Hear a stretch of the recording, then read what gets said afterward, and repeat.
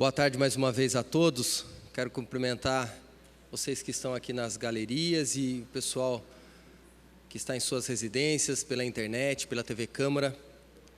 Muito obrigado por estar ouvindo e vendo um pouco do trabalho dos vereadores.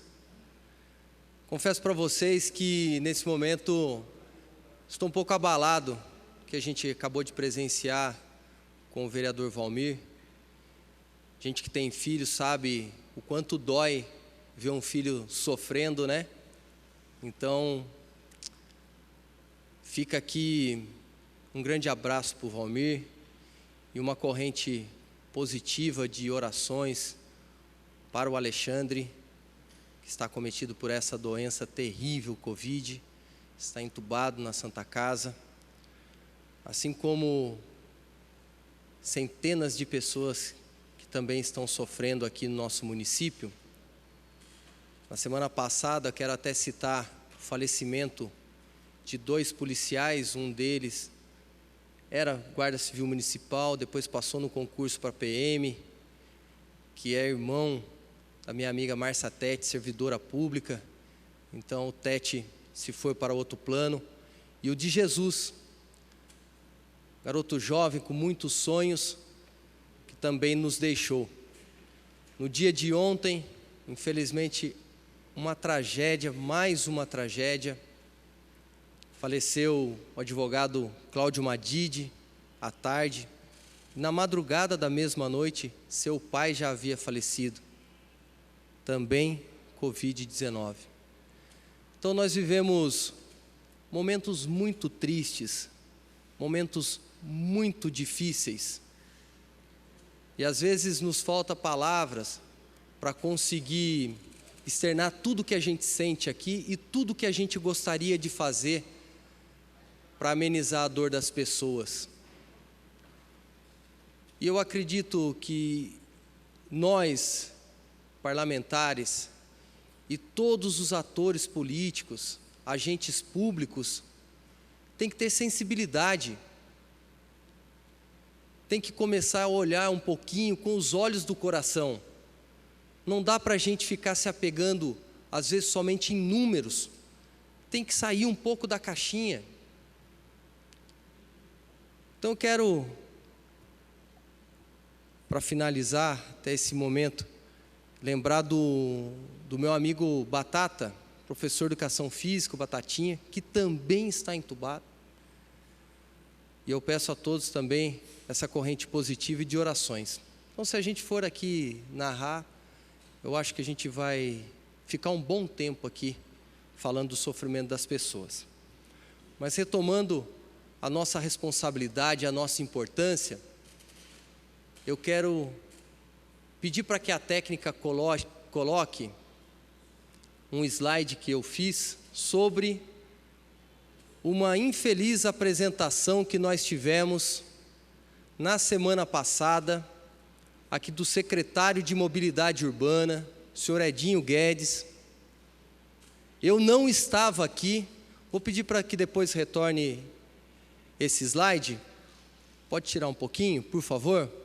Eu não estava aqui por um motivo justo, tinha um compromisso com o secretário de Estado, o secretário Aildo, secretário de Esportes, para trazer recursos para o município de Jacareí. Então eu não estava presente nessa reunião e gostaria muito de estar. Até porque me senti incomodado, fiquei chateado com tudo que a minha assessoria relatou dessa reunião. Minha assessoria acompanhou e eu tive o zelo de pegar a apresentação do secretário. Vou pedir para que a técnica coloque novamente. O secretário relatou para todos os vereadores que teria capacidade de um ônibus municipal, está nas folhas 36 da apresentação do secretário, quem quiser acompanhar, fique à vontade, que poderia ter de 40 a 60 pessoas dentro do ônibus, dentro de uma margem de segurança. E eu aqui peguei uma norma da BNT, Associação Brasileira de Normas Técnicas. Se o secretário gosta de falar de números e de questões concretas, está aí, norma 15.570 de 2009. A medida máxima de um veículo, de um transporte público coletivo, é de 2,5 metros de largura e 15 metros de comprimento. Mas eu vou ajudar o secretário, vou aumentar a largura desse ônibus por conta, vou colocar 3 metros para facilitar a conta. Colocar 3 metros. Então, no final do ônibus, pode tirar a técnica, depois eu vou pedir para que coloque novamente, tá? Por favor. Você coloca uma pessoa em um canto, com 1,5 metro de distanciamento, porque está no decreto municipal número 90 de abril. Está lá no seu artigo 3º, inciso 3º, que tem que ter 2 metros de distanciamento numa área aberta como o Parque da Cidade e o Parque dos Eucaliptos. Então, dentro do ônibus, o mínimo de coerência tem que ter. Mas eu ainda estou ajudando e reduzindo a metragem. Vamos colocar 1,5 metro. 1,5 metro, uma pessoa numa ponta, 1,5 metro, uma pessoa no meio, e 1,5 metro, uma outra pessoa na outra ponta. Se você for colocar 1,5 metro na frente, se o ônibus tem 15 metros, você só consegue fazer 10 fileiras. Ou seja, você consegue colocar 30 pessoas. O secretário falou que coloca 60 pessoas no ônibus com segurança. Então, ontem, eu andei de ônibus.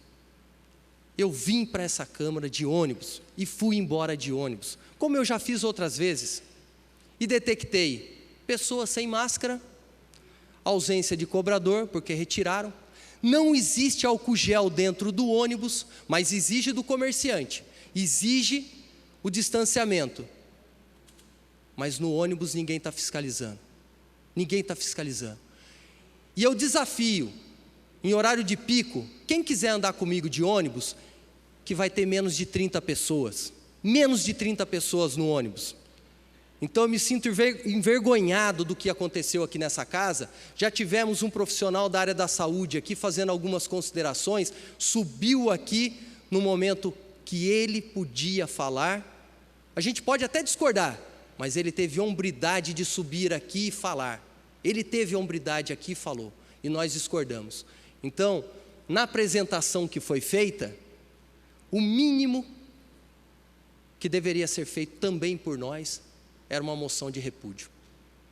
Porque falar que um ônibus não tem lotação, que é um caso pontual, e aí uma assessora me levanta e coloca porque é a realidade dela, ela fala a verdade, quem fala a verdade não merece castigo.